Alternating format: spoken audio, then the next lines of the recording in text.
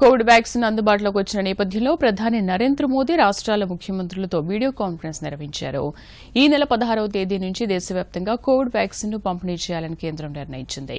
Vaccine పంపిణీకి రాష్ట్రాల సంసిద్దతపై ప్రధానమంత్రి సమీక్ష జరిపారు. ఈ సందర్భంగా ప్రధాని మాట్లాడుతూ ఇప్పటికే 2 రకాల వ్యాక్సిన్లు అందుబాటులోకి వచ్చాయని చెప్పారు. పూణే కేంద్రంగా వ్యాక్సిన్ను వివిధ రాష్ట్రాలకు పంపించడం జరుగుతుందన్నారు. ఇప్పటికే 10 మిలియన్ డోసుల వ్యాక్సిన్లు అందుబాటులో ఉన్నాయని చెప్పారు. కోవిషీల్డ్ వ్యాక్సిన్ ధర ₹200 ఉంటుందని చెప్పారు. తొలి దశలో కోవిడ్ వారియర్స్ కు వ్యాక్సిన్ పంపిణీ చేస్తారని తెలిపారు. इस विषय में अभी विस्तार से हमारी चर्चा हुई। प्रेजेंटेशन में भी काफी चीजें डिटेल बताई गई है और हमारे राज्यों के डिस्ट्रिक्ट लेवल के अधिकारियों तक बहुत विस्तार से इसकी चर्चा हुई है और इस दरमियान कुछ राज्यों से अच्छे सुझाव भी मिले हैं। केंद्र और राज्यों के बीच इस संवाद और सहयोग ने कोरोना से लड़ाई में बहुत बड़ी भूमिका निभाई है। एक प्रकार से फेडरलिज्म का उत्तम उदाहरण इस सारी लड़ाई में हम लोगों ने प्रस्तुत किया है। साथियों, आज हमारे देश के पूर्व प्रधानमंत्री स्वर्गीय लाल बहादुर शास्त्री जी की पुण्यतिथि भी है। मैं उन्हें अपनी भावभीनी श्रद्धांजलि अर्पित करता हूं।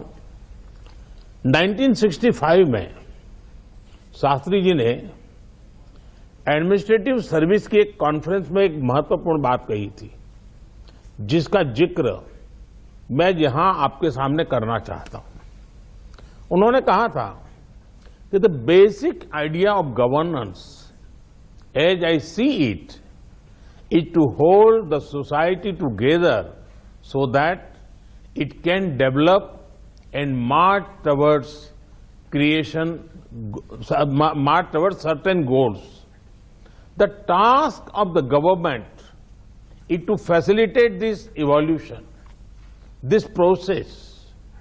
मुझे संतोष है कि कोरोना के इस संकट काल में हम सभी ने एकजुट होकर काम किया।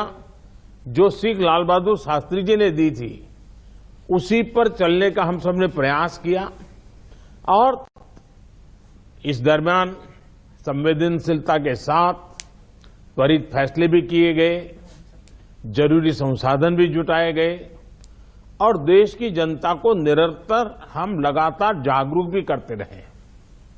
16 जनवरी से हम दुनिया का सबसे बड़ा टीकाकरण अभियान शुरू कर रहे हैं। ये हम सभी के लिए गौरव की बात है कि जिन 2 वैक्सीन को इमरजेंसी यूज ऑथराइजेशन दिया गया है वो दोनों ही मेड इन इंडिया है। इतना ही नहीं, 4 और वैक्सीन प्रोग्रेस में है। साथियों, देशवासियों को एक प्रभावी वैक्सीन देने के लिए हमारे एक्सपर्ट्स ने हर प्रकार की सावधानियां बरती हैं और अभी साइंटिफिक कम्युनिटी की तरफ से विस्तार से हमें बताया भी गया है। और आपको मालूम होगा, मैं इस विषय में जब भी मुख्यमंत्रियों के साथ बात हुई, मैंने हमेशा एक ही जवाब दिया था कि इस विषय में हम जो भी निर्णय करना होगा वो साइंटिफिक कम्युनिटी जो कहेगी वो ही हम करेंगे। साइंटिफिक कम्युनिटी को ही हम फाइनल वर्ड मानेंगे और हम उसी प्रकार चलते रहे हैं। साथियों, आप सभी राज्यों के साथ सलाह मशवरा करके ही ये तय किया गया है कि टीकाकरण अभियान की शुरुआत में किसे प्राथमिकता दी जाएगी। हमारी कोशिश सबसे पहले उन लोगों तक कोरोना वैक्सीन पहुंचाने की है जो देशवासियों की स्वास्थ्य सुरक्षा में जुटे हुए हैं, जो हमारे हेल्थ वर्कर्स हैं, सरकारी हो या प्राइवेट, पहले उनको टीका लगाया जाएगा।